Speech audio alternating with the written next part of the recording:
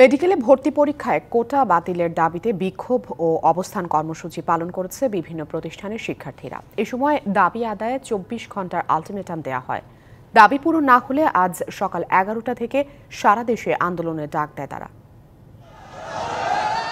রবিবার রাত ১০টায় মেডিকেলে ভর্তি পরীক্ষায় অযৌক্তিক কোটা বাতিল ও মেডিকেল পরীক্ষার ফলাফল পুনঃপ্রকাশের দাবিতে বিক্ষোভ মিছিল করে ঢাকা কলেজের শিক্ষার্থীরা। মিছিলটি সায়েন্স ল্যাব নীলক্ষেত ঘুরে ঢাকা কলেজের প্রধান গেটের সামনে এসে শেষ হয়। এ সময় শিক্ষার্থীরা ক্ষোভ প্রকাশ করেন। কোনো মেধাবী শিক্ষার্থী কোনো ইউনিভার্সিটি মেডিকেলে বুয়েটে যেন অ্যাডমিশন দিতে গিয়ে কোটা প্রথার মাধ্যমে কোনো ধরনের বঞ্চিত না হয়, সেই দিকটা খেয়াল রাখতে হবে। ঢাকা মেডিকেলের ২০২৪-২৫ সেশনের ভর্তি পরীক্ষার ফলাফল প্রকাশের পর কোটার বিরুদ্ধে শহীদ মিনারের শিক্ষার্থীদের বিক্ষোভে অংশ নেয় ঢাকা মেডিকেল, ঢাকা বিশ্ববিদ্যালয় সহ বিভিন্ন প্রতিষ্ঠানের শিক্ষার্থীরা।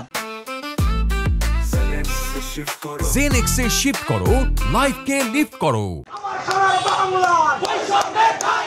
শিক্ষার্থীরা জানান, কোটা থাকায় অনেক কম নম্বর পেয়েও সুযোগ পায় অনেকে।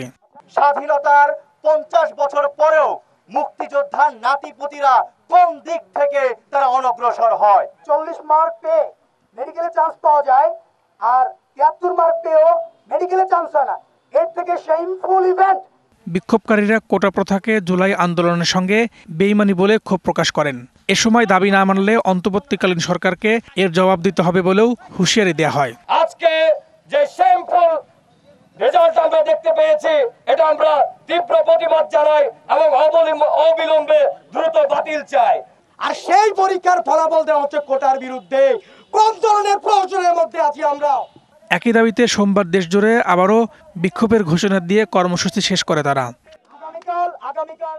Farhaduzzaman, DBC news, Dhaka.